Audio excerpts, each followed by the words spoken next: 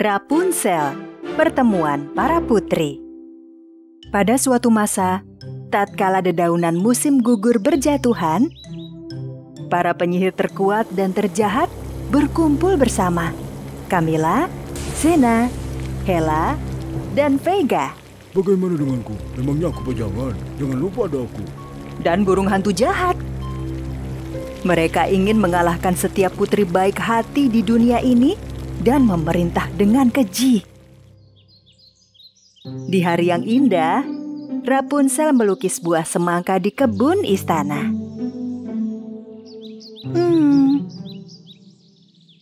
Semangkanya terlihat bagus ya, Klepsi. Rasanya pasti juga enak. Klepsi masuk ke kebun dan mencicipi semangka itu. Tiba-tiba, Drado si anak naga muncul di hadapannya.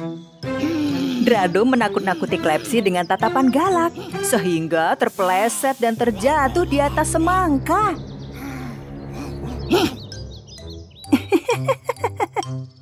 Klepsi!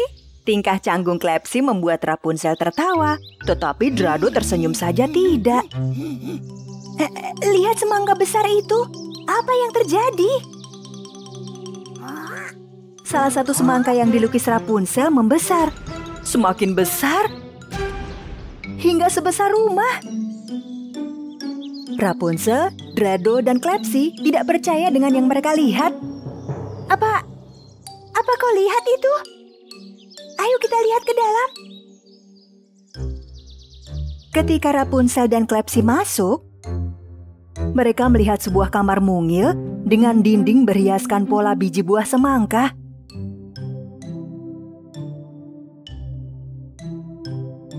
Dan juga sebuah buku besar berkilauan.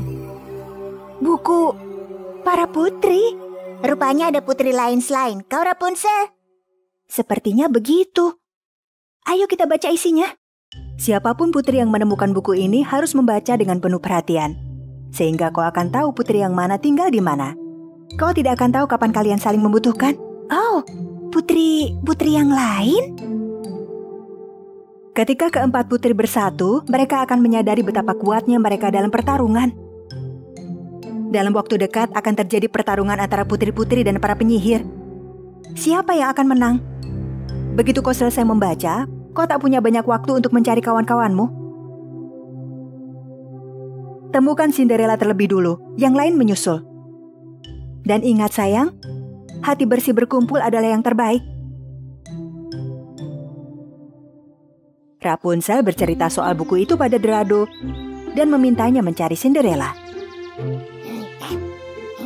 Si anak naga segera terbang untuk menjalankan tugasnya.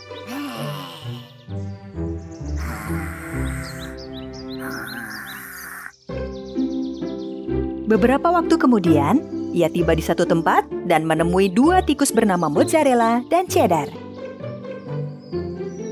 Drado menyampaikan pesan Rapunzel bahwa para putri harus bertemu di bawah mercusuar.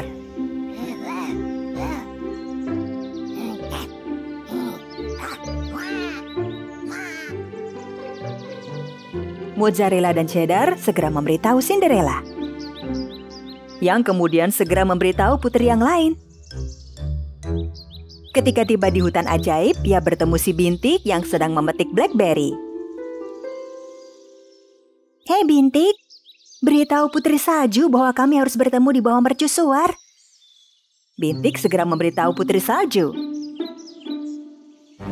Ketika Putri Salju berangkat, ia bertemu dengan si Camar Ringo dan berkata, Hei Ringo, kau harus beritahu Duyung Arya. Para putri harus berkumpul di bawah mercusuar. Camar Ringo segera terbang ke istana pantai untuk memberitahu Arya.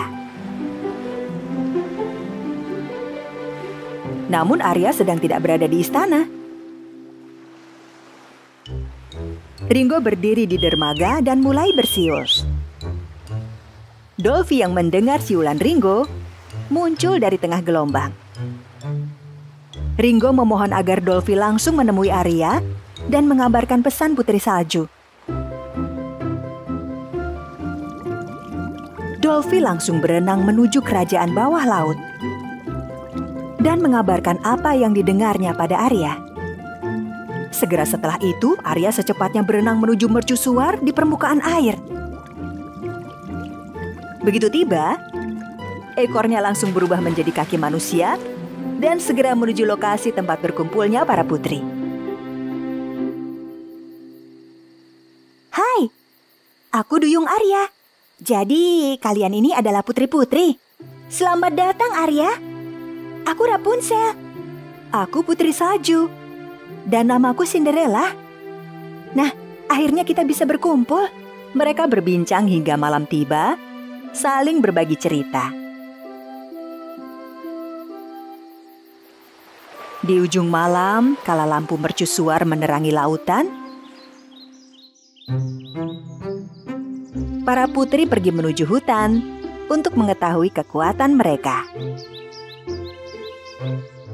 Saatnya menunjukkan kekuatan kita pada penyihir yang berniat menyebarkan kejahatan di muka bumi. Benar, kita harus bersiap. Cinderella mengabarkan kemampuannya berbicara dengan hewan.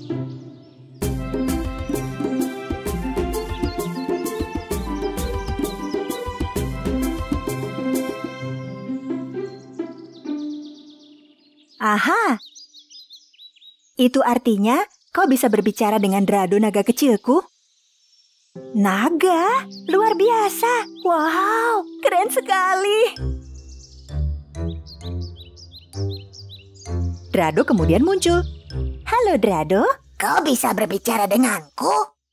Ya, senang bertemu denganmu. Wow, kau benar bisa berbicara dengan hewan. Lalu, apa kekuatanmu Duyung Arya? Aku bisa menggerakkan segala sesuatu. Arya memejamkan mata dan menyatukan kedua tangannya. Dengan cahaya yang terpancar di sekitarnya, diangkatnya putri-putri yang lain ke udara. Putri yang lain sangat terkesan. Arya menurunkan mereka kembali. Namun Cinderella kehilangan keseimbangan dan pergelangan kakinya terkilir. Oh, pergelangan kakiku. Pergelangan kakiku sakit. Putri Salju menyentuh kaki Cinderella dengan kedua tangannya. Diiringi sinar hangat di antara dua tangannya. Luar biasa Putri Salju. Kakiku sembuh. Aku bisa berdiri. Itulah kekuatanku. Tanganku bisa menyembuhkan.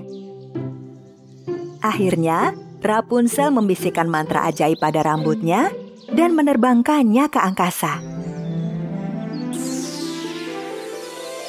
Ujung rambut emasnya terbagi menjadi 4 bagian. Masing-masing bagian merunduk ke arah para putri dan menyebarkan debu emas.